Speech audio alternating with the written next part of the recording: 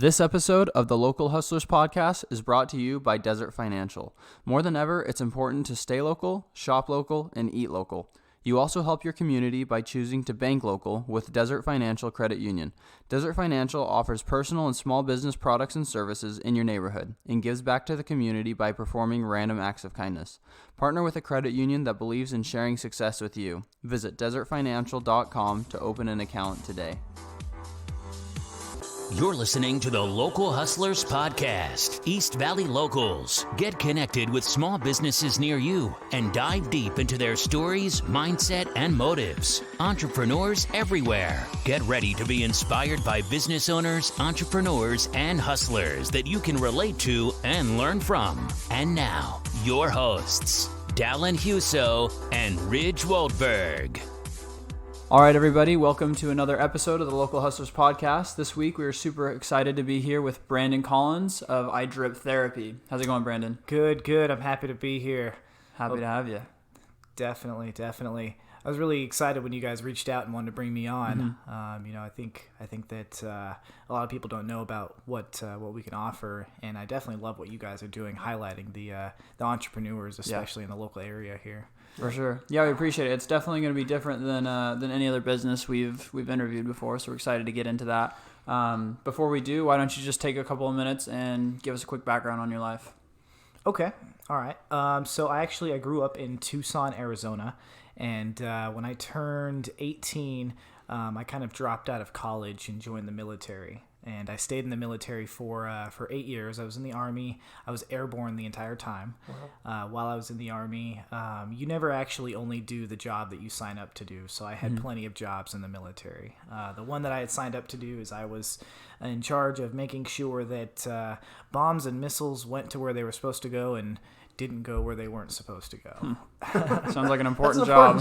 Yeah. So we did that overseas in Afghanistan. Wow. So surprisingly, I was able to actually do the job that I signed up for overseas on deployment. Most people, when they go on deployment, they're usually either some sort of support job or they go straight up infantry and they're kicking in doors. So it was really cool. I got to do my job. Came back from that, and that was around year 7 in the military. And from there, they kicked me up to what I would call an air operations manager, where I was the one in charge of every single airborne operation that happened within my unit. So pretty big shoes to fill, especially after just coming back. It's normally I would say like an E8 position, and I was only an E6 at the time. So I was one of the better jump masters in my unit, and I was able to fulfill that position for the last year and a half of my career. Wow. And then I got out, and the first thing I did was I became a realtor, and I did that for about 4 months. Decided I didn't like it. It wasn't because I failed at it. It was just because I didn't really enjoy what I was doing. And then from there, I went and applied to be a district manager at a local nutrition shop. So I was managing that nutrition shop and then one of their satellite shops as well. And then from there, that's when I got into the big entrepreneurship thing. And I started a personal training and clothing line business. The clothing line was mostly for women. It was called Mighty Bunny Fitness. It's since then it's gone out of business. Believe it or not, COVID kind of killed us because most of our business was done in gyms. Gotcha. And then when the gyms closed down, income kind of stopped. Yeah. So from there, I was kind of on the hunt for something else that I could do. I knew that I didn't want to get a job again. So I did a lot of thinking. My wife and I were just kind of trying to figure out what to do. She had her own job, so we still had income coming in. And I've got income from the VA coming in. But I remembered that when we were in the military, we would go out and have a good time on the town. And I had friends that were medics, and when we would come back, they would give us an IV, and we felt like $1 million the next day. It was like we didn't even go out and drink and have a good time or anything like that. And after kind of going down the rabbit hole, I found out that was actually a business and that people put vitamins into that kind of stuff, and there's a lot of health benefits with it. And that's kind of how iDrip Therapy started. Cool. No, that's cool. That's cool. Before we jump into iDrip, first of all, thank you for your service. Yeah. We appreciate and honor you for your service to our country, and just really grateful for that. investment in our freedom that you did for all of us. So thank you. Absolutely. Appreciate it. So, normally somebody's in the military for 4 years, and that's a normal tour, right? Yeah, if they don't get out after 4, they generally stay in for a pretty long time. I was one of the oddballs that got out at 8 years. Right, so that's my question for you, right? Obviously, you have an entrepreneurial mind, and just from what you just shared, like you're always thinking, okay, what can I do? What can I do? Walk us through that decision you made to leave the military after 8 years, because obviously they saw a lot of leadership potential in you and promoting you beyond what your normal position would entail. Talk to us about that decision to leave and come into the civilian world. Definitely. Let's see, that decision. Well, I gotta say, I think that the most prestigious position that I had in the military was that air operations manager position. Now, the problem with that is that position was also one of the things that made me not really want to be in the military anymore.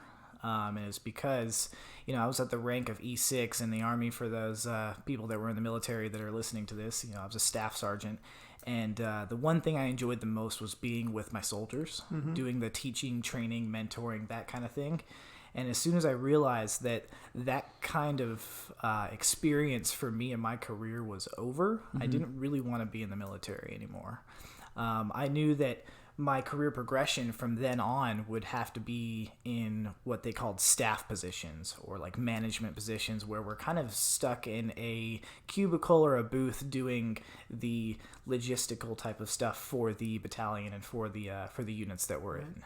And I didn't want to have anything to do with that. I had most of my passion was actually teaching, training, and mentoring soldiers. So, and then, I think I was just kind of burnt out as well. I was airborne for all 8 years, so I've got over 65 jumps on record. So my body was pretty beat up as well. So I'm sure. I think, being, when I got out, I think I had just turned, I was almost 27 when I got out. And having the knee, ankle, back, and hip problems of somebody who was twice my age at the age of 27 was just kind of one of those eye-openers as well, that solidified that decision. So yeah, talk to us a little bit about jumping out of a plane. I've never done that. I know I just jumped out of a plane for the first time a couple of weeks ago. So nice. So what you probably did was way different than what I did. I'm sure. Yeah. So when I want everyone to think that when we jump out of a plane, unless you're like special forces, it's not what you would think. It's not like skydiving. We're not in the air doing that skydive thing and then pulling our parachute. Yeah. No, we actually jump out of a plane from about 1,500 feet. And our parachute is designed to get us to the ground as fast as possible without killing us. Unfortunately, sometimes that doesn't even work. So when we hit the ground, we're usually going at about 21 to 23 feet per second. And most of the time, unless it's what we would call a Hollywood jump, which is kind of just a fun jump, one of those jumps that we do to keep our jump current, because we have to jump a certain amount of times per year to stay current in the airborne world. Most of the time we have about 80 pounds of gear on us, and we're jumping into a field operation, and it's, it's 10 o'clock at night or 12 o'clock at night, and we're doing it in the dark. And it doesn't matter if it's raining or even if it's snowing, because I was stationed up in Alaska for 5 years, and they didn't care. They jumped right in the snow. So that was pretty fun. So if you can imagine about 60 people stuck into an airplane that was used in Vietnam, it's like being like sardines in a can. And by the time that door opens for us to jump out, we are more than ready to jump out, because we've been in our gear for about 4 to 5 hours at that point. Wow. So that's kind of what that's like. It makes it worth it for those, like I said, those Hollywood jumps where it's nice and fun. It makes it worth it when we get to jump out of a helicopter. I've jumped out of a Black Hawk. I've jumped out of a CH-47 Chinook. I've even jumped out the back of a C-130. Most of the time you jump out the side of a C-130 or a C-17, but we got to jump out the back, and that was pretty fun. Yeah. Do you have any fear of heights? Or did you before? You kind of get over it. Especially when you can focus on something else. Like in Alaska, it was always so cool to jump because the ocean was right there and then the mountains were right behind it. So wherever you looked, it was like a really cool view. Yeah.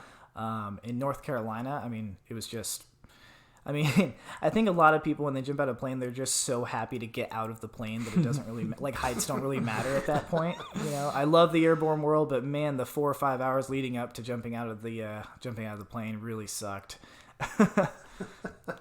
So. That's cool. Cool. If we can, I just want to jump back even before that, because you mentioned that you dropped out of college to enter the military, right? Yeah, sorry about that. You're fine. Yeah. So at the time, were you going to college for anything in specific? Did you have something in mind? Did you previously plan on going into the Army, or what was your mindset before? So I was always destined to join the military. I from a very young age, I always loved anything that had to do with the Army, Marine Corps, Navy, anything like that. And when I was in college, and a lot of people probably won't believe this, but I was a recipient for the NROTC scholarship, which is a $150,000 scholarship to join either the Navy or the Marine Corps. Wow. So at the time when I was in college, I did a semester in college before I dropped out. I was actually in the Marine Corps training to be an officer in the Marines. And my degree was mechanical engineering. Mm-hmm. So that was a good time, but I don't think college was for me. Yeah. I don't think I enjoyed it very much. I don't want to say I failed. I didn't fail. I just decided I didn't want to be in college or anything like that. I just wanted to do the fun part of what I was doing, which was the military part. Mm-hmm. And unfortunately, the Marines, they didn't want to take me, or they did want to take me, but the wait to get shipped out to basic training was like 13 months at the time. And at the time, I wasn't willing to put my life on hold for another 13 months. Yeah. So I walked into the Army's office, and they said they could get me out in 3 months. So I was like, you know what? I feel like I'm kind of a traitor here. I was a little bit brainwashed into the whole Marine Corps thing. Mm-hmm.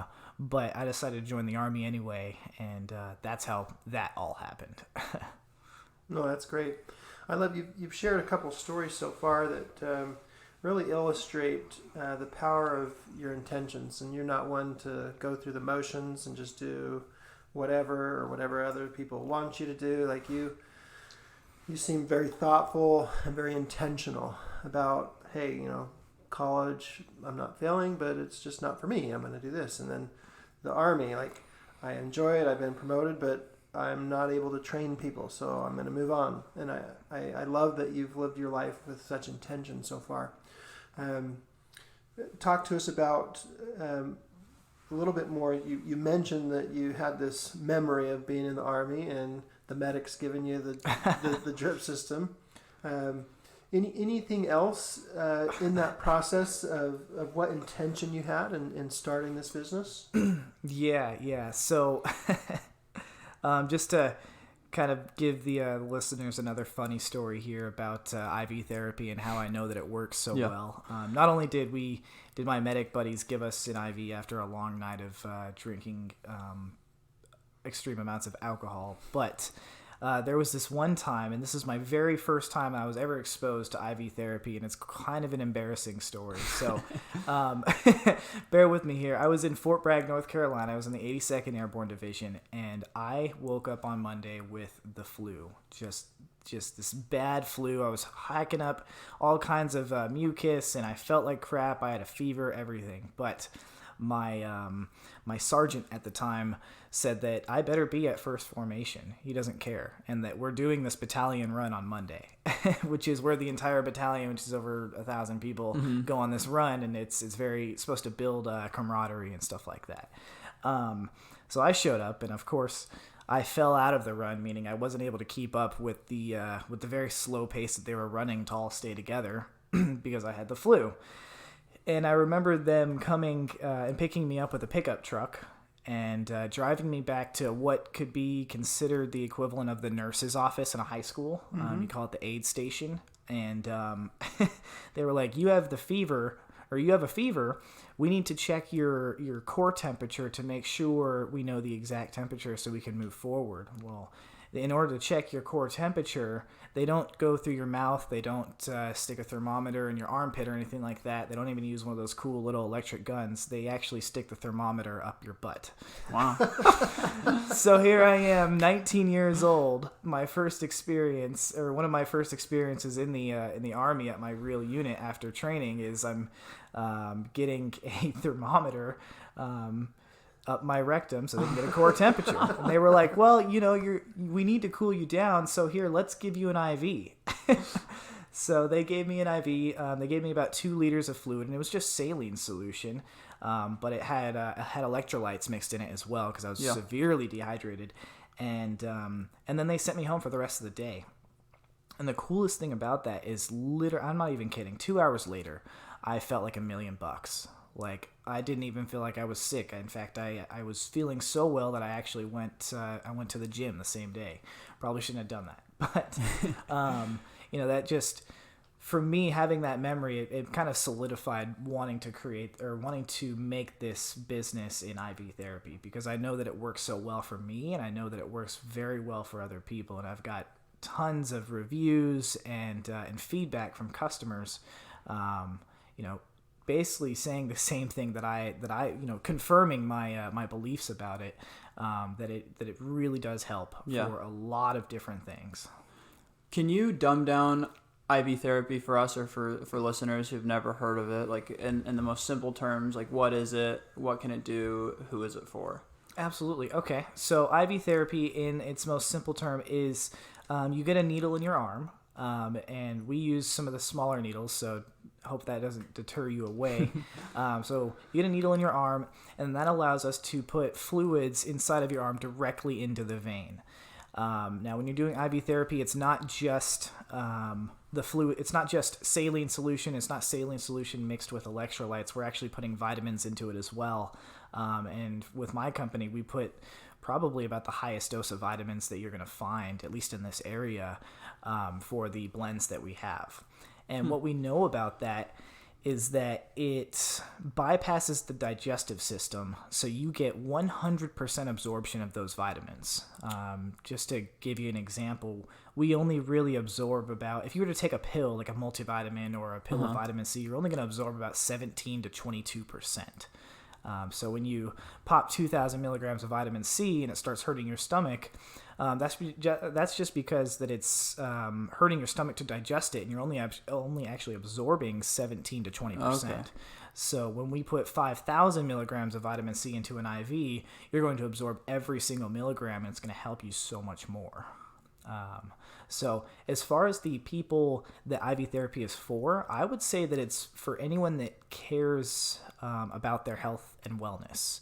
And that could be anyone from athletes, that can be anyone that is going through some sort of sickness or virus. That can be anyone that even has cancer, can use IV therapy and see some promising results. Or even the way that we used to use it in the military, which is to get over the symptoms of a hangover from drinking too much alcohol. So anyone that cares about health and fitness, or health and wellness, and wants to improve their health and wellness in their own body, IV therapy is for you. That's great. A couple questions with that. So is this industry regulated, or do you have freedom and flexibility to kind of create your own cocktails, if you will, of what goes in the IV? Can you adjust and manipulate? Do you personalize the IV depending on what the person needs, depending on what they're looking for? Talk to us a little bit about the different kinds of therapies that you can get. Okay, definitely. Well, your first question, is this industry regulated? I think the correct answer to that is yes and no. Just so you guys are aware, I work under the supervision of 2 medical directors who are both ER physicians. Every single thing that we do, every single patient or customer that we have is okayed and signed off by those ER physicians. And in fact, whenever we do an IV, their license is on the line. So we have to make sure that what we're doing is safe for the customer. And what that means is using sterile equipment, taking all the proper protocols, making sure that the medications and the vitamins that we're using are not expired, making sure they've been stored correctly, and everything else. Now, I personally don't administer the IVs. I have a team of about 15 nurses and paramedics who administer the IVs. So if I personally was to administer an IV, that would be a violation of our protocol. Gotcha. So in a sense, yes, we are a little bit regulated, but as far as big government regulation, no, we are not. When it comes to blends, every single company has their own different blends. The most popular blend out there, every company should have one, is the Myers cocktail. It was a cocktail... Apparently, it was developed by a guy named John Myers at the Hopkins Hospital University, and he was experimenting with IV therapy and vitamins and other minerals to help his patients get over sickness and disease faster.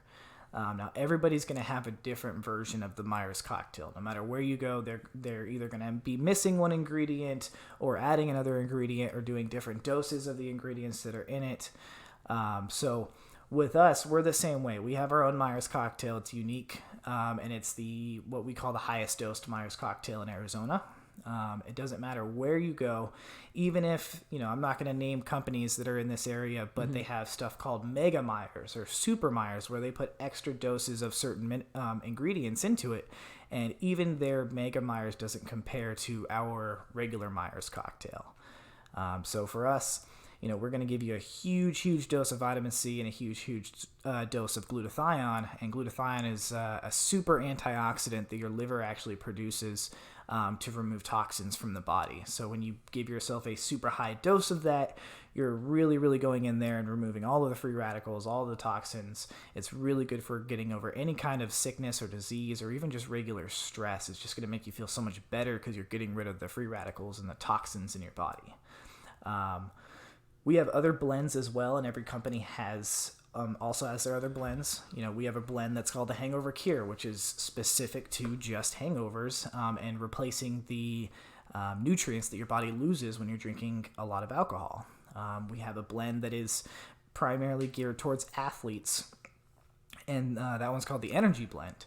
And the cool thing about that one is that one actually has an ingredient in it that helps open up the blood vessels and allow for a better flow of oxygen and blood throughout the body.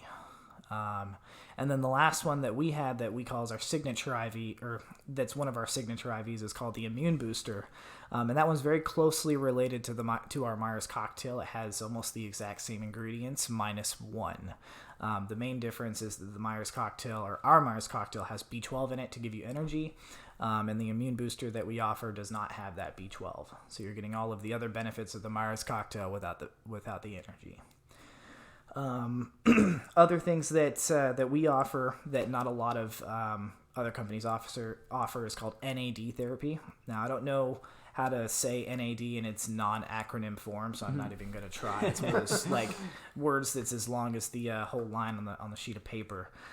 But NAD has shown many promising results in being an antioxidant, in being a cancer killer, in helping with your skin, helping your overall wellness, and even repairing your DNA at the cellular level.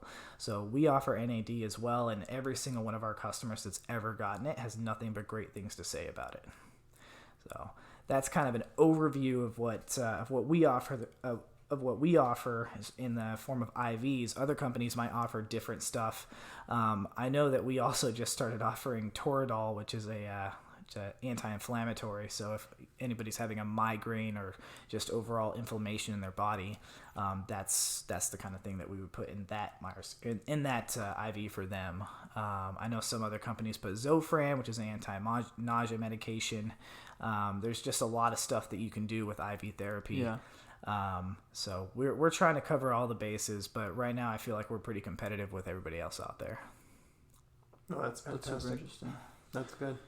I really want to kind of shift to the business side of things. Any more questions about the actual IVs and the vitamins used before we go to that? One more question with that. Typically, with your clients that are coming in to get the Myers cocktail or the Immune Booster, are people?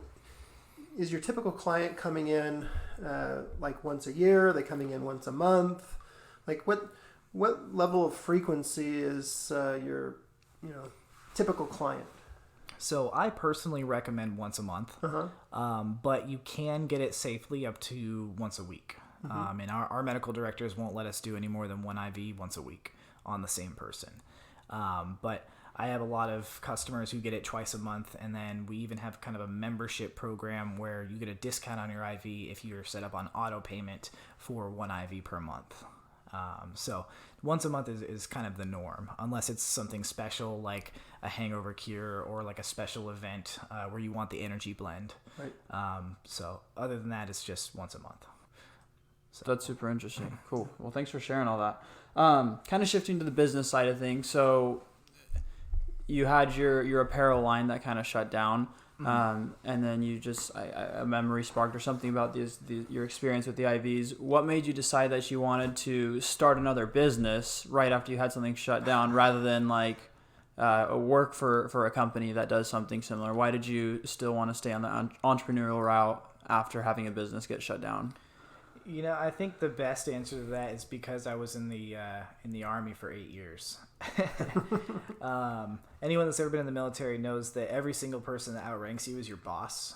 And I think, like, for me, for example, I got incredibly tired of having bosses. And even working for that nutrition company, I still had somebody that was my boss, and I didn't really enjoy it because it just kind of gave me memories and flashbacks to just being told what to do, even if I disagreed with it or if I thought that there was a different method that was smarter or better.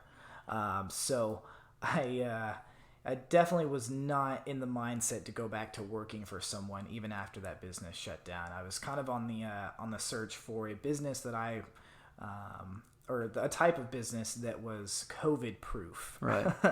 And I think I found that business because everybody is really conscious about their health and wellness. And then with some of the other products that we offer, I don't think that any kind of pandemic is going to stop people from wanting to get this type of service. For sure.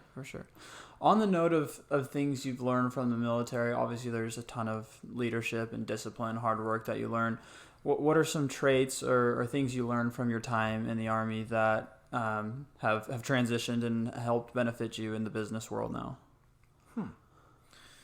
Well, I think I think for me it was mostly the soft skills, the management skills, especially being in that operations manager position. Most people that are in an operations manager position, even the civilian world, they have a master's degree, they've got years of experience in the industry. I was just thrown into it, like thrown to the wolves. Like they just kind of threw me in the deep end and said, "Hey, make it work." So for me, those kind of skills where you just don't stop until you figure out how to make it work, even if it's not the best way, but you can still make it work, and then work on fine-tuning it and refining it later.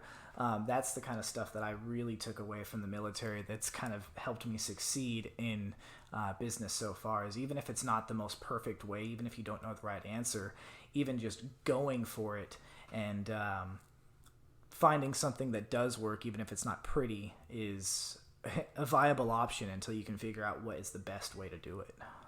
That's cool. I like that advice.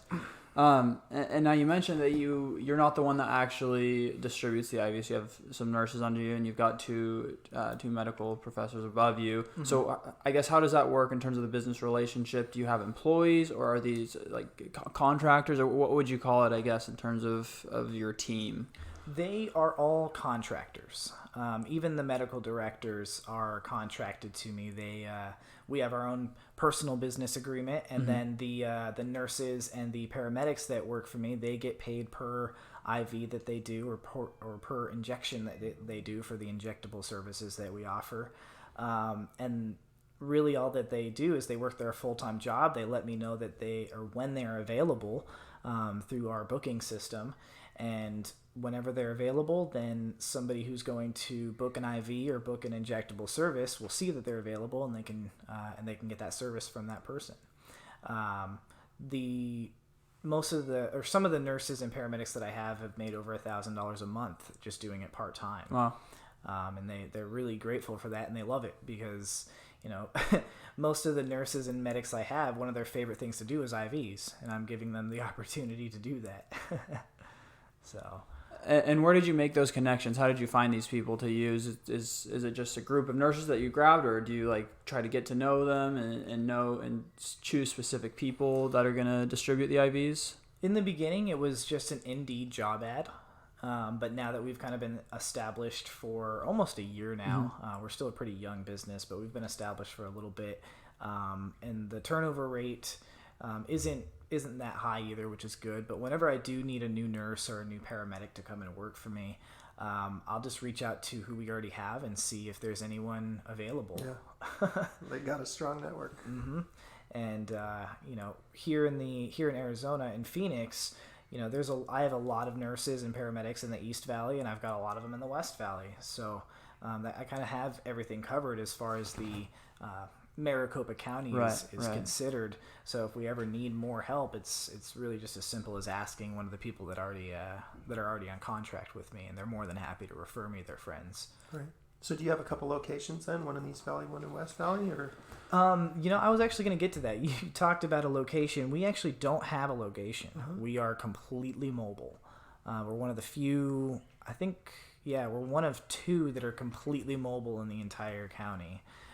So we can't actually go anywhere. That doesn't mean that you can't go to a professional business location and get an IV. We'll do an IV anywhere. We've done an IV to, he was a top financial executive for Ford over on Bell in Glendale, and we did it at his office.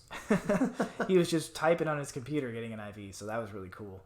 But we also contract with some med spas, some chiropractic clinics to do IVs at their location as well. So that's kind of our way of adding our services to those businesses without actually opening that business and being at that location. Yeah. No, that's a huge cost savings for you. Yeah, definitely. So if somebody's going to book an IV, they determine where they want it, whether it's at their workplace or their personal residence or at a chiropractor's office or. Absolutely. Yep. And the people that are currently customers of the med spas that we work with, they'll get a discount on our services. If they're customers of that chiropractor, they'll get a discount on our services, and they're able to book that at that actual location, and we'll be able to send someone out that way. In fact, I have some paramedics and some nurses that are designated to those locations so that the customer can only book when that medic or when that nurse is available. So it makes it real easy for us to add on those locations without too much of a logistical hassle. Yeah. Mm-hmm. Go ahead. No, it sounds like you've really streamlined your business to take out a lot of risk. You mentioned you wanted to have a business that was COVID proof. If you have commercial real estate and you don't have people coming into your retail store, that's a problem. If you're a gym owner, you don't have people come to your gym, that's a problem. It sounds like you've really taken away a lot of risks in terms of having your third-party contractors, not having a physical location. That really has kind of safety-proofed you. I would say so. That's for me the whole idea of everything that I've built this business around is how can I make it as easy as possible for the customer. Yeah. And that has really kind of driven a lot of the decisions. When it comes to just booking on the website, like how can I make this easier for the customer? How can I make getting our services? I don't think the customer should have to leave and go somewhere if they don't want to. If they're not, especially in times like this, if they don't feel safe or comfortable leaving their house, well, why not just have a medical professional come right to your door? So that's kind of how I made the structure of this business is, what's the easiest for the customer. That's great. Do you feel like COVID has brought more awareness to people and more of a desire to do something like this for their health? In some ways, yes, and in some ways, no. This industry is so new. A lot of people don't even know that it exists. That was my next question. If it's something that people don't really know about yet. Yeah. It's not like getting Botox. It's not like getting a tattoo where everybody knows that it exists, and whenever they want it, they can just go find a place. Mm-hmm. Nobody even knows that you can get an IV anywhere that's not an emergency room. Right. And that's kind of the best thing is. When we give somebody an IV, we're giving it to them filled with vitamins and a whole bunch of stuff that's going to make them feel great or feel better or cure whatever ailment that they have. Whereas if you go to the emergency room, they're probably just going to give you saline solution. And then they're going to charge you about 3 times as much as we do. But yeah, no, I would say our biggest hurdle is educating people that this exists. It's funny, when I post on Facebooks, there's always people that will go on there and give their 2 cents about how they think this is so irresponsible and that it's unsafe. A lot of them will actually question me directly on the post and say, hey, are you even qualified to do this? And I always think it's funny because I get to reply to them and say, nope, but my my nurses and my paramedics are. And by the way, everything we do is overseen by 2 ER physicians, so, but yeah, that's kind of been the biggest hurdle, is just educating people about what we offer. Yeah. So do you kind of have to change the way that you either market or when you're posting, when you're talking to people, because it's less about like with so many other businesses and the competition, it's pick us over them, like we do this, they don't do this. But for you, it's more about, like you said, educating them and why they should even do this in the first place. Do you feel like you have to be really specific and intentional in the way that you speak to people and market to your customers? A little bit, yeah, a little bit. Educating them is the number one thing. After that, most people I know are going to go and do their homework and see if they can find the best deal. Mm-hmm. And for me, what I always do now, when I'm telling people about what I do is I tell them, hey, you can go and shop somewhere else and you are going to find people doing this for cheaper than I am, but I can guarantee you're not going to get the service that we offer, and you aren't going to get the dosage in the IV that we offer as well. Some people, they've come up to me and they said, well, I can get a Myers cocktail from this place over here for $100 less. And then I tell them, okay, well, go ask them what exactly is in that Myers cocktail and then come back to me. And I've actually had some people come back and say, yeah, they offered, their Myers cocktail was dosed way lower than yours. I think I'd rather just go with yours. So in a way, yeah, I have to be pretty intentional about it, because there is competition out there. It's not as competitive as being in like a real estate agent, right. In a construction industry or something like that, though. That's interesting. So with your cocktails, do you assemble them yourself, or do you have a company that assembles them for you? So what we do is we actually buy the vitamins in bulk. Mm-hmm. So they come in 30 milliliter bottles, 30 milliliter vials that we have to keep in the fridge if they're temperature controlled. Almost all of them we have to keep away from light, but my nurses and my medics know exactly what to put in each IV bag for each cocktail, for each blend. So when we do a Myers cocktail, they have to bring all of their ingredients because they'll mix it right there in front of the customer. Great. Where did you come up with because you said that you'll offer a higher dosage and more vitamins than some other companies. So was that you personally that, came up with that mixture and that chemistry? A little bit, yeah. For me, I'm always thinking about, hey, how can I do better than the person next to me, or than the other business? And one of the first things I noticed was, okay, this company offers a little bit more of this ingredient. This company offers a little bit more of this one. Okay, so then I went to my medical directors and asked them, like, hey, what is the highest amount that we can offer? And it turns out with vitamin C, we aren't even close to the highest amount that you could offer to someone. Just to give you an example, we put 5,000 milligrams of vitamin C in our Myers cocktail. Well, someone can safely receive up to 100,000 milligrams of vitamin C at one time through an IV. So we're well below that threshold, but the customer still gets all of the benefits of that vitamin C. And at that dose, it's just going to strengthen the immune system. It's going to improve your collagen in your skin, so it's going to make your skin more elastic and kind of more vibrant and glow. It's going to high dose vitamin C through an IV has even been shown to attack cancer cells. So I do actually have a couple of customers who have cancer and are using IV therapy in conjunction with their chemotherapy. And it's helping them get through it a lot better. Do you spend more time cleaning your pool than you spend swimming in it? Then call Flamingo Pools today. Flamingo Pools is your go-to swimming pool maintenance and repair company in the East Valley. Whether it's weekly maintenance, repairs, green to cleans, or one-time cleanings, Flamingo Pools will take care of you. Honest, reliable, and innovative. Just a few of the many good things Flamingo Pools customers have to say about them. Ask them about their mineral treatment, which will keep your chemical levels down, allowing you to have a healthier bathing experience. At Flamingo Pools, they know that your pool was made to be enjoyed, so let them handle the rest. Check them out at azflamingopools.com or give them a call at 480-422-6013. Mention this podcast, and you'll get your first month of maintenance completely free. That's azflamingopools.com and 480-422-6013. When you first got started, what did you do to initially find customers? How did people know that you were out there, that you existed? First thing I did. So I think the first thing I did was I reached out to social media influencers in the area. That helped a little bit. I ended up spending a lot more money than I made off that, though, unfortunately. And then after that, I went into med spas and chiropractic clinics to try to add my services to what they offer, but still make some money in the process off of their established market. And then after that, something had to give, and I ended up investing into a marketing company, and they did really well, and they put us on the map. We went from doing about 3,000 in sales a month to 7,000 in the next month. Wow. So they put us on the map, kind of got us known. I poured a whole bunch of money into Facebook ads, and if to those people out there that hate Facebook ads, just find someone that knows what they're doing, and they'll actually work.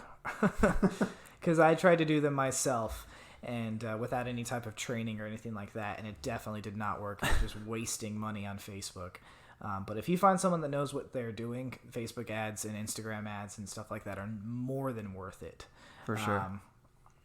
One of my services costs about $800 to do for the month, and we started a campaign on that just on Facebook, and within a month and a half we had about 5 customers on that. Wow. And I definitely didn't spend anywhere near the amount that I made on it. Right. So it was great. Other stuff that I would recommend for people trying to get customers and stuff that we did was every single customer that you have, treat them like they are the best and most perfect customer you've ever had. Because they are kind of in a symbolic sense, they are trusting you with their well-being, especially in IV therapy, and they're giving you money that they had to earn, that they had to spend hours of their time to make. Yeah. And if you treat them like they just gave you a gift, a lot of times they start referring their friends and their families and stuff like that. And if you provide a really good service, and you ask people to leave you reviews, they will, most of the time they'll do that, and it'll definitely help out your business as well. And then I would say the last thing that I've done is I've gotten into doing press releases. I actually have published 2 articles to over 400 different news outlets. Really? Yeah. So that's helped us out a lot, because you can make them kind of keyword specific. Yeah. So that when Google sees content from a news article, it ranks it a little bit higher with more weight than, say, content from a private blog or from a website. Right, yeah. So it's helped us to the point where if you search for Myers Cocktail in Phoenix or Myers Cocktail in Scottsdale, which is one of the neighboring cities here, we're going to be one of the first 5 people that shows up, outside of the paid ads, of course. Yeah. So that's definitely helped us out a lot, and we're definitely going to continue to do that. Can you talk to us about how you were able to get those press releases? Like, what's the process of getting an article written and published like that? So I actually had a couple friends that were in that type of publishing industry. Gotcha. And they were the ones that kind of connected me with the news outlets. And then news outlets are connected to everyone. So from there, it was just a matter of getting connected. And it makes it so that when I publish one article, everybody else publishes it as well. So I can get published to 400 different news sites with the click of a button.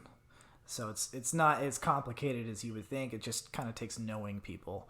And I would say increase your network as much as you possibly can. Know as many people as you can, because you never know when there's going to be that one person that says, hey, you know what, I can help you. I can solve the problem that you're having right now. So it sounds like the answer to my question is it's just been a little bit of everything, like networking, paid ads, referrals, getting to know people. It's just been a bit of everything that's helped you to get more customers over time. Absolutely, yeah. Don't put all your eggs in one basket. Right. Try everything. Put more energy into the stuff that works while it's working. Because I'll even say with paid ads, we got a lot of traffic from that, and then eventually that traffic kind of stopped. It stopped growing. Yeah. So we stopped pouring as much money into it Yeah. because we were kind of maxing out the amount of traffic we were getting from it. And we started putting our attention to other stuff, which, like the press releases. We've even gone to farmers markets and set up there and just to tell people about what we're doing. And that's helped us out. We've gotten some customers up in North Scottsdale because of that. But yeah, a little bit of everything. Yeah. And it sounds like you're not too afraid to take risks. Like you probably put a good amount of money into that marketing company right at first, not knowing, having no guarantee if you're going to get anything out of that. Is that something that you've always been able to do, to take risks like that? To my own fault, yes. I'm a bit It's of like a risk jumping out of a taker. C-130. I was going to say, does jumping out of the plane help with that? It's like, you know what? I'll just kind of go for it. We'll see what happens. If not, as long as it doesn't kill me, I'm okay. But I think, and I'm sure, your listeners have seen tons and tons of memes and posts and everything by all sorts of motivational accounts out there. Mm-hmm. It's really like, if you don't try, the answer is always going to be no. If you don't try, you're never going to succeed. So basically, you want to fail as much as you can, because if you fail 1,000 times, you're probably going to succeed at least once. I like your chances there. Yeah. So it's just a race to see how fast you can get to 1,000 failures. That's the way I see it. I like that. That's a I like powerful that. mindset. Did you have any role models that kind of helped you? Because it sounds like you knew what to do in terms of marketing. Like you went in all these different directions to grow your business. You were able to reach out to people, able to network. Did you have anyone that kind of helped you and give you advice along the way, or any books that you read that gave you this knowledge and helped you get off to a good start? Yeah, growing up, I didn't have very many role models that were of an entrepreneurial mindset. I had some like my wrestling coach, for example, wasn't the best coach in the world, but he definitely made me work my ass off and kind of appreciate the meaning of hard work. And so that was kind of instilled in me there. And then, of course, being in the military, not a lot of people in the military have an entrepreneurial mindset as well, but they do got a lot of leadership experience and very good morals and values there. So I would say some of my leaders definitely helped me in that regard. And then as far as books and everything that I've read, or other role models that I've never actually met, I know for a while I was following Gary Vaynerchuk. And I used to listen to his podcast religiously. But recently I haven't really had time to listen to his podcast, so I've kind of fell out of the loop there. But I know he definitely helped me out a lot in just kind of my mindset, and that's kind of been the biggest thing is the mindset, because he's one of those people as well who will say, okay, well, you're in your 20s, just go for it, see what happens. If worse comes to worse, you can always go back and get a job. So that's kind of really helped my mindset there. Books that I've read, I read Rich Dad, Poor Dad. I read How to Win Friends and Influence People. The Obstacle is the Way is another big one. That's a great book. I'm sure there was more out there that I've definitely read over my career, but a combination of all of that has made it so that I don't really ever want to work for someone, and I'm going to work my butt off until I don't have to work anymore for myself. But if I could recommend any book, How to Win Friends and Influence People has helped me probably the most out of all of it. And then just finding someone or something that motivates you to get up out of bed and do the exact same thing you were doing yesterday, to get one tiny step forward with one more tiny step forward with your business, is what I would recommend. Awesome. And this business provides that motivation for you? I would say it does, because I know that I'm helping people, and that to me feels really good. When you get a message from somebody and they say, hey, that treatment that you gave me helped me get out of bed this morning, or that treatment that you gave me made it so that I don't feel pain in my body anymore. I'm talking about the NAD therapy. One lady sent me a message. She was almost in tears because she was able to get up and go jogging for the first time in 5 years after that treatment. So that's really rewarding for me. And then another thing that's super rewarding is just kind of, and this is where I relate to Gary Vaynerchuk, is I really, really just like the drive. I like the process when When we did about 20 grand last month, I wasn't really stoked about the 20 grand. I was stoked that I was on the phone and I was making sales and I was helping people and I was getting the reviews and everything else. That kind of stuff was motivating me. Seeing the number in the bank account didn't really matter to me. Yeah.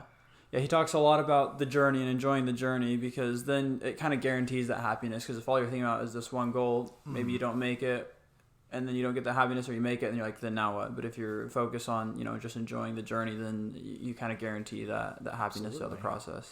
Yeah, if I can go to bed at night just knowing that I worked my butt off during the day, that I sleep well. I sleep very good if I've had a good day like that. Yeah, love it. So. What do you kind of get up to on a daily basis for the business, since you're not the one that's actually injecting the IV? So what's kind of like a day in the life of Brandon for iDrip? Okay, so I usually get up around 6:30.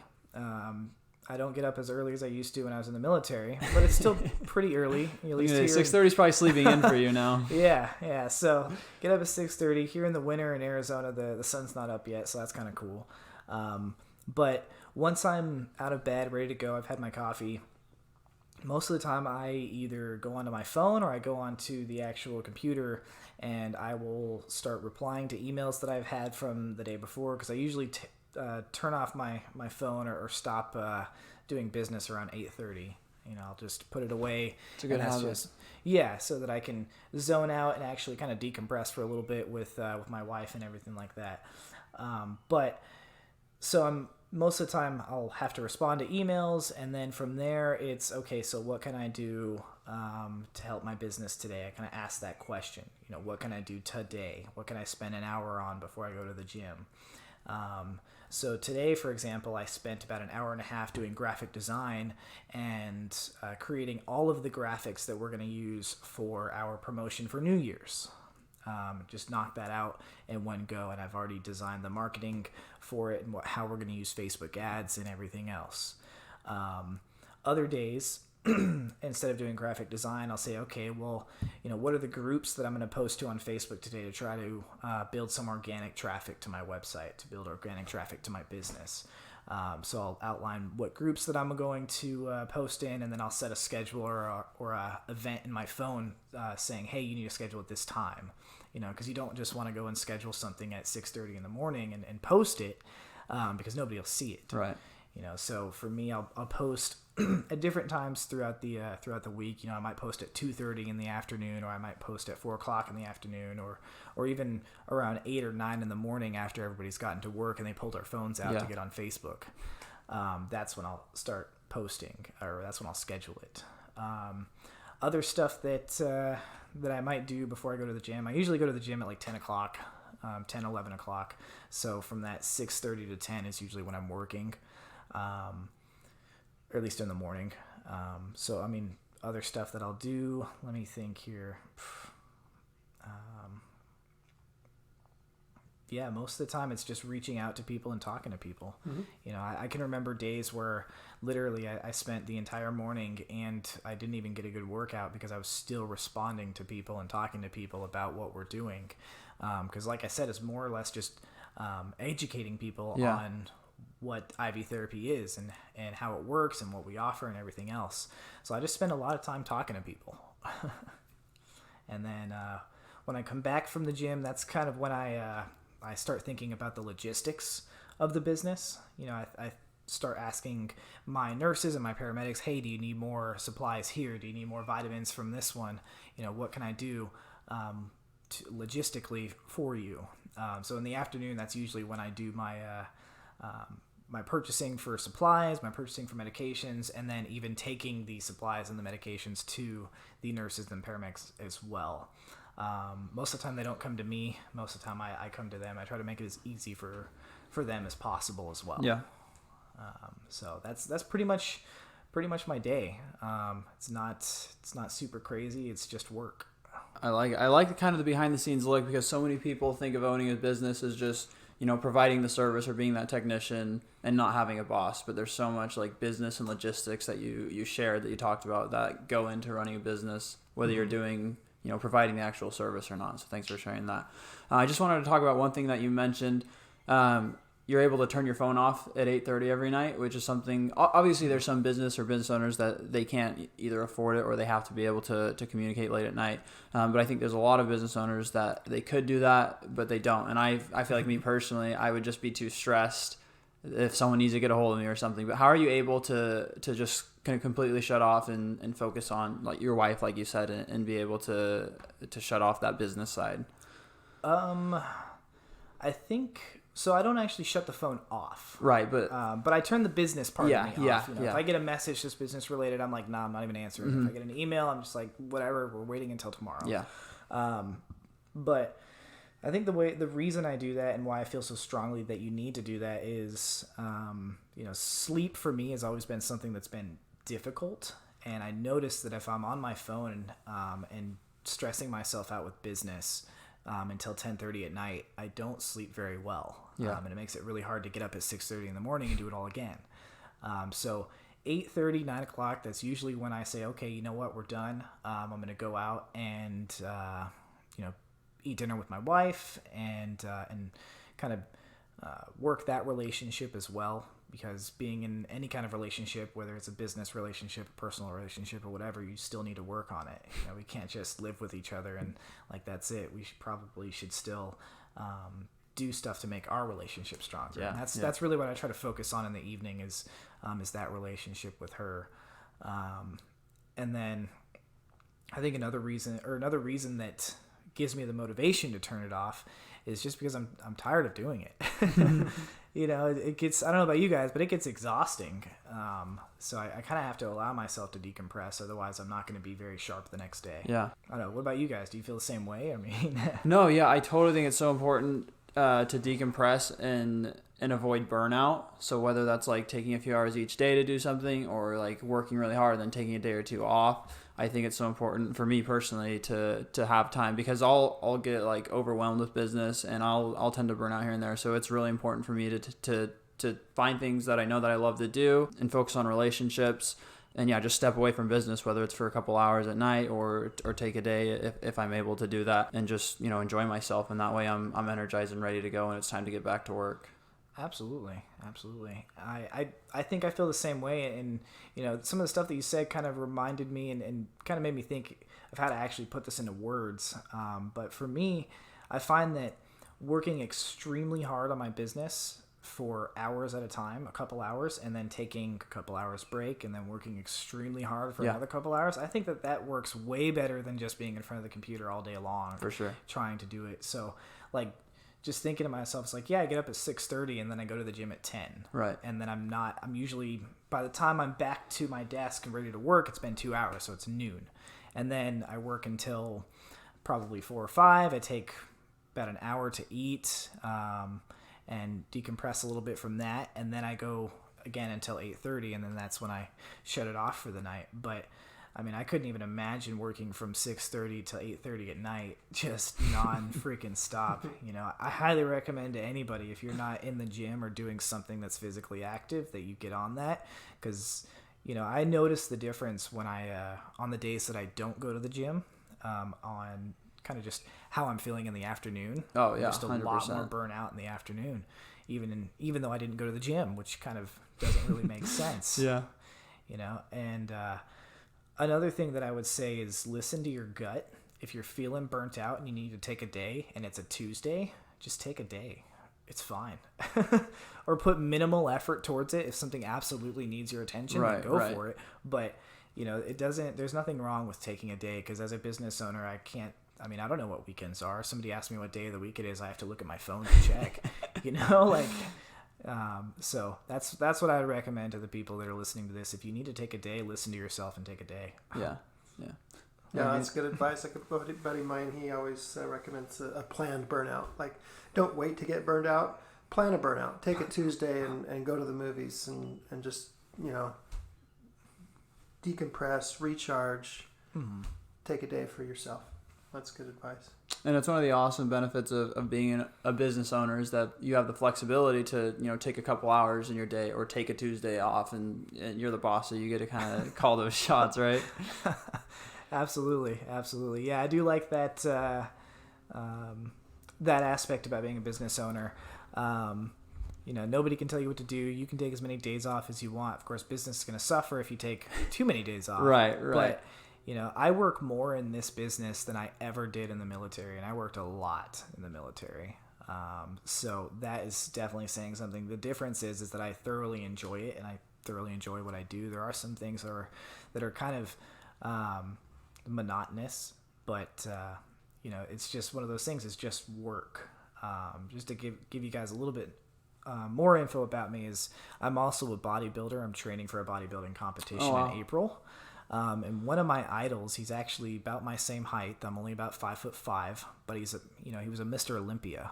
So that shows that you can be short and still win a Mr. Olympia.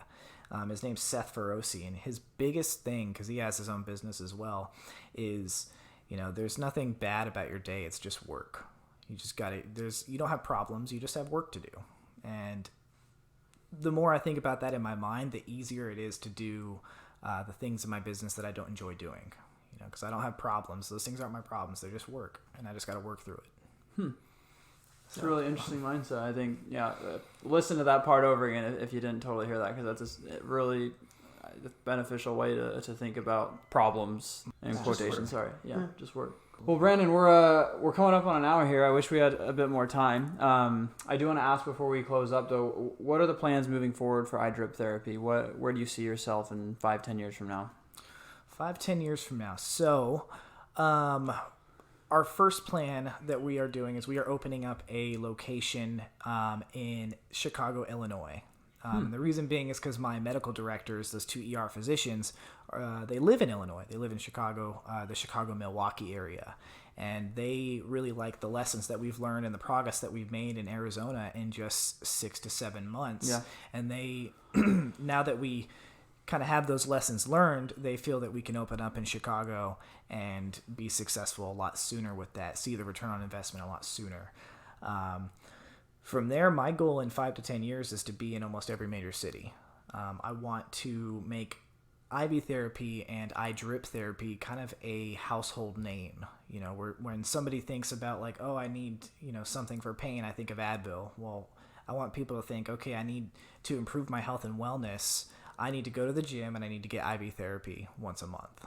The same way people think about massage therapists. Everybody knows what a massage therapist does. Everybody knows generally what some of the benefits are. Nobody knows about that kind of thing for IV therapy, and I want to change that because I think that we can definitely make a huge difference in health and wellness in general with IV therapy. Now, as far as actual like business goals in 10 years, I don't know if I want to be doing this forever. I'd love to build this business to the point where I could eventually sell it. But that the number and the impact that I want to make before that happens is really high. Yeah. So I don't even think that's on the radar yet. So a lot of big plans for the future, right? Absolutely. Cool. I'm almost 29 years old, but I'm super excited for 40. Nice. Well, we'll be sure to have you on before you sell the business just to see where you're at and how it's doing. Absolutely. I appreciate you guys for inviting me out here. I've definitely had a good time. Yeah, we love getting to know you. Yeah, you're good. You guys too. Before we close up, we have a quick game we're going to play with you, though. Okay. So how it's going to work is we've got a list of 20 questions to ask you, and you have 60 seconds to answer as many as you can. So kind of rapid fire, just questions about things you like, your hobbies, opinions, stuff like that. This sounds fun. Okay, I'm down. So I will pull up our timer here.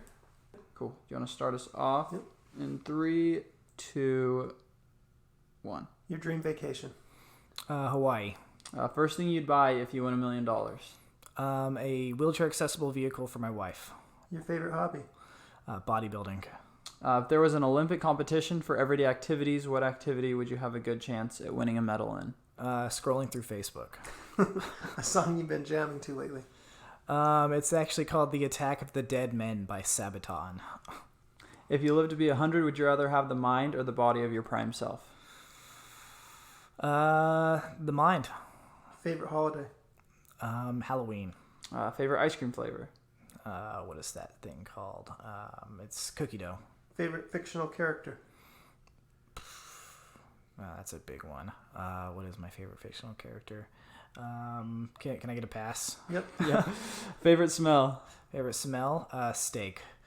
What's your nickname? My nickname, people usually just call me B sometimes. Pet peeve? Pet peeve, slow drivers. Ooh, there we go. Time. Not bad. We got 11. We got 11. Oh, I'm curious. Now that I have some time to think, any fictional character that comes to mind? Fictional character. Favorite fictional character. John Wick. That's the first one that came to mind. So I'll go with it. I love it. I was thinking Captain America for you. Captain America. You know, I did think of some of the guys from Marvel. You know, they are such good role models. Captain America. I would probably go more for Iron Man than Captain America. So, Awesome. all right. You mentioned a wheelchair for your wife. Tell me about that. So it's not for her. She's not in a wheelchair. She's actually a total badass. She does Spartan races. She's got a wall of medals. She's moved on from doing Spartan races, and now she does the endurance events, which are anywhere from 4 hours to 24 hours long. In fact, that's how we're spending our New Year's. She's going and doing a 24-hour Spartan event. Wow. She does that because she has a son. He's 17 years old. He's autistic and he is quadriplegic. He has a muscular dystrophy disorder, and he is unable to move his arms, his legs, and his back is fused. He's got rods in his back, so he can't even bend his back. He's wheelchair bound and everything else. So we've been looking at getting a wheelchair accessible vehicle just to make things easier for her and her son. So if I won $1 million, that'd be the first thing I did. That's great. That's awesome. Love the mindset there. Why don't you tell us where people can find you if they're interested in learning more about IV therapy or want to Healthy schedule? book, yeah. Absolutely. So the best place to find iDrip therapy is just to go to iDriptherapy.com. It's just like iPhone, except iDriptherapy.com. If you want a book, there's a big green Book Now button right on the home page, right when you see it. Can't miss it. So you click that, you create an account. It's going to ask you some basic medical intake forms to just make sure that it's safe to give you an IV and that you aren't going to get hurt by what we're doing. Yeah. And then as long as all that checks out, you'll be able to book your appointment with one of our nurses whenever they're available. And the availability that you see is the availability that you get. So if Misty is available on a Tuesday at 7 p.m., then Misty is available on Tuesday at 7 p.m. There's no asking for permission. That's what she's available for. Other places you can find us, Facebook is iDrip Therapy. Instagram handle, same thing, iDrip Therapy, all one word, no dashes or anything like that. It's pretty good. We've been able to really take the term iDrip Therapy. There's not really any competition for it. Right. If you search for iDrip Therapy, you're going to find us. Cool. Awesome. Perfect. Okay, well, thanks again for coming on, for educating us, and sharing all that advice you shared with us. I'm sure it's a good one for our listeners to hear, so thanks again. Yeah, it's been great having you, Brandon. Appreciate it, guys. Thank you so much. Yeah, okay, well, we'll catch you next week. Hey guys, thanks so much for listening. Just a few things before we go. First off, if you or someone you know is an entrepreneur in the East Valley, we'd love to have you on the show. Please get in touch with us by emailing us at localhustlerspodcast@gmail.com or DM us on Instagram at localhustlerspodcast. You can also follow us on Instagram, Facebook, and LinkedIn for the latest news and updates. Also, if you enjoyed the show, please take a few seconds to rate and review and hit that subscribe button. It lets us know how we're doing and helps us grow so we can reach more locals, entrepreneurs, and help small businesses grow. Thanks, guys.